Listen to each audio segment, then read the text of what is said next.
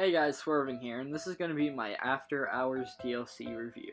The After Hours DLC is a DLC that just dropped from Rockstar in GTA Online, and it's been pretty fun so far. Now before I get into the video, make sure to like and subscribe. I would really appreciate it as I'm trying to get to 50 subscribers. Now let's get on with it. So the first thing and the most important thing in the After Hours DLC is the nightclubs, obviously. I personally like them. I think they're fun. They start out pretty cheap. The one I bought was 1.6 million, but I know you can get them at like cheaper at like 1 million, but they're in really bad locations like the docks. So I just recommend going with one of the more expensive ones. It's like 1.4 mil if you want it in the middle of the map, and then near Maze Bank West it's like 1.6 mil. So it's good pricing for the locations. But if you really want your nightclub to make like a lot of profit, then you got to get the upgrades. The equipment upgrade was like 1.4 mil, I think. Staff upgrade was like 700,000. So you know, you add all the upgrades and stuff. The security upgrades like 600,000. It gets pretty expensive, but it's fine because the actual nightclub itself is pretty cheap. So yeah, Rockstar didn't go overboard with the pricing, which I really like. And the second thing about the nightclubs is they're easy to maintain. Basically, there's two forms of income with the nightclubs. You have the passive income, which is just constantly coming in. It's like every in-game day.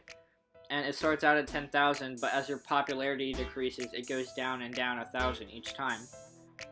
And there's 5 bars, right?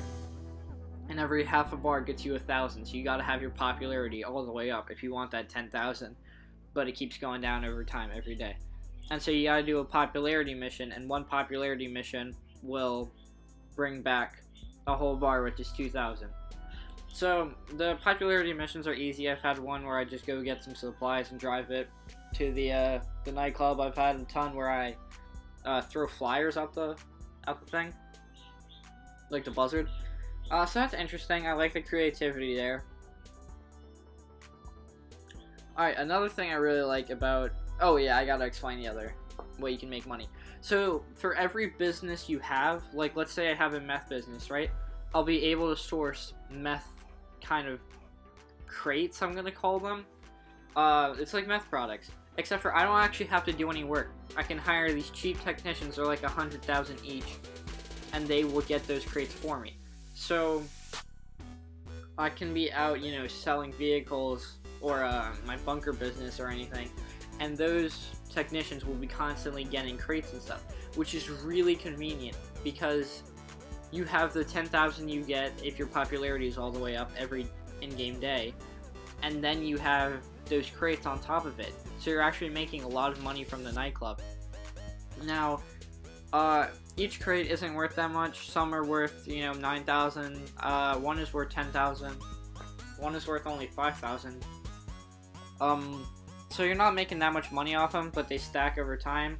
I've been playing this DLC for about a day, and I've gotten maybe like 150,000 in a crate. So it's good money. It's good money. You know, if you're making 50,000 a day off the nightclub crates, that's definitely worth it. Yeah, it'll pay back itself. It might take a little while, but it'll definitely pay itself back. So next thing I want to talk about is garage space. Because you can get garage space in the nightclub, which is always good. For car collectors like me, you want to have as many garage spaces as you can to store all your cars. So I like that you can buy up to, like, I think it's 4 or 5 floors. That's a lot of cars. Like, that'll definitely stack up. So next thing I want to talk about is the characters. So you obviously have Laszlo. Laszlo is very good at being not likable, and so for that reason I like Laszlo as a character. You have Gay Tony. Gay Tony's, you know, from GTA 4. He's a fun character. He's kind of badass at times. And he feels like a real person. Like, he has real emotion. Like, when he calls you and you're about to sell your, you know, crates and stuff, he'll be like, oh, please get this off my hands because it's freaking me out. And it's like, it's cool to see that some of the characters have emotion. Because, you know, with Martin and Lester, they don't really have emotions. They're just static characters. But Gay Tony definitely does. And so I love Gay Tony for that. The dialogue is pretty good so far. The dialogue between Solomon, the Slavic DJ, and then Gay Tony is fun and interesting. So yeah, I can't complain there. The intro to the nightclub was really long. I was surprised about that because you didn't have that with the biker businesses or the CEO, but definitely some nice added bit of story there.